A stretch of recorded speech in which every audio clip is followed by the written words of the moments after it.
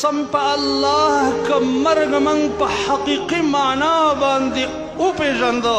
د دنیا د ورځ د زندګي د ورځو به په موږ ډېره ترخه شي خو مرګ زموږ نه یري مرګ نه غافل یو ځکه د دنیا خوندونه او د دنیا ملذات موږ له خوند راکوي المؤمنين عمر بن عبد العزيز رحمه الله فرماي ومن عرف الموت حق معرفته نغذ عليه الدنيا أيام حياته ومن مرگ سی پی جندل نده قسم پا اللہ که مرگ من پا حقیقی معنا باندی او پی جندو دا دنیا دا ورز دا زندگی دا ورزو با پا منگ دیر ترخشی خو مرگ زمنگ نیری مرگ نا غافل یو زک دا دنیا خوندونا او دا دنیا ملذات منگ لخوند را کئی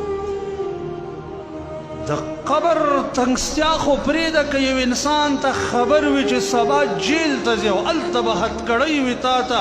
او په یو تنګه کمره کې به پروت وي هم انسان له دې وخت کې خوراک او څښاک خوند او مزه نه ورکوي دې انسان باندې د دنیا خوشحالي نه لګېږي دې که ډېر زور موکي خندا نه ورځي قبر خو ډېر تنګ جیل دی او قبر خو ډېر د مشکلاتو کور دی